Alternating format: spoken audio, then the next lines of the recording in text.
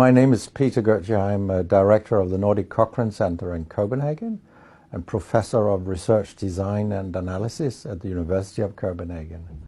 2 years ago, I found out that our prescription drugs are the third leading cause of death after heart disease and cancer. Our drugs kill around 200,000 people in America every year, and half of these people die while they do what their doctors told them. So they die because of the side effects. The other half die because of errors. And it's often the doctors that make the errors, because any drug may come with 20, 30 or 40 warnings, contraindications, precautions, and so on. No doctor in the world knows about all this. So they give patients drugs that they should not have given them, that interact dangerously with other drugs or food items or so on. And then the patients die. That's the other half. So the other thing I found out 2 years ago was that much of what the drug industry does fulfills the criteria for organized crime in US law. And they behave in many ways like the mafia does. They corrupt everyone they can corrupt. They have bought every type of person, even including ministers of health in some countries. So there is a huge amount of corruption. In my country, for example, Denmark, we are regarded as having very little corruption. But yet we have thousands of doctors on industry payroll, although we are just 20,000 doctors. So this is an effective kind of corruption. The drug industry buys the professors first, then chiefs of department, then other chief physicians and so on. They don't buy junior doctors. So when several thousands are on industry payroll, it's really, really bad. And that's why I wrote my book, Deadly Medicines and Organized Crime, How Big Pharma Has Corrupted Healthcare.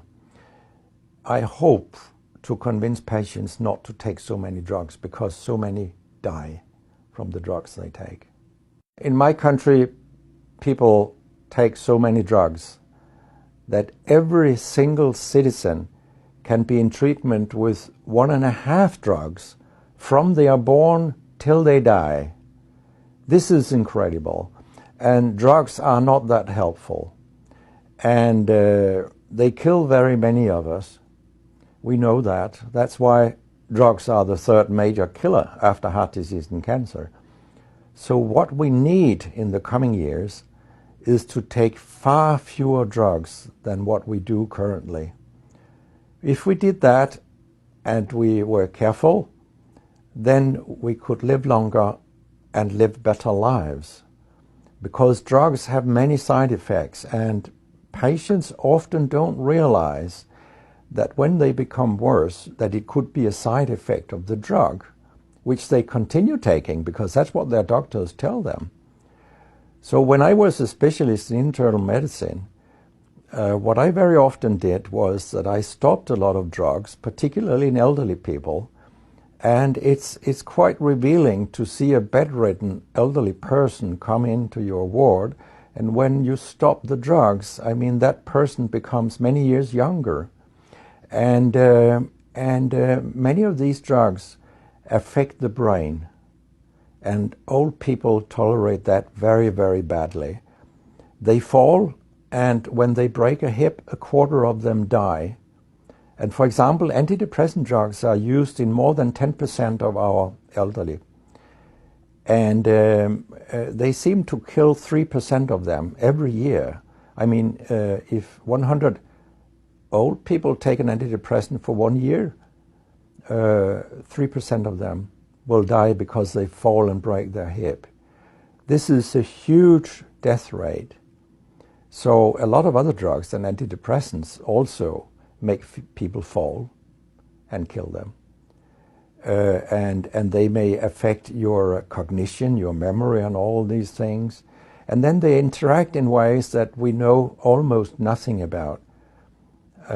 Very many elderly, they take more than 5 drugs a day, and we actually don't know how these drugs interact with each other.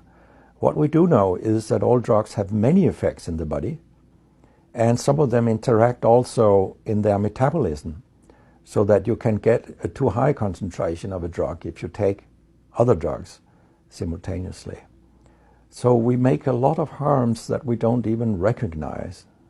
I have a pretty colorful collection of things people have called me during all these years.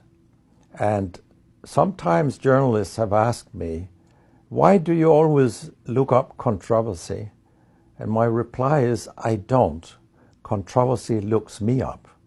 Because it's not popular to tell the truth in healthcare. You will get a lot of enemies, because a lot of people make money on false premises, doctors and industry alike. And our drug regulators and our politicians, they are on board on this wagon. So very few people are independent of money in healthcare. And of course,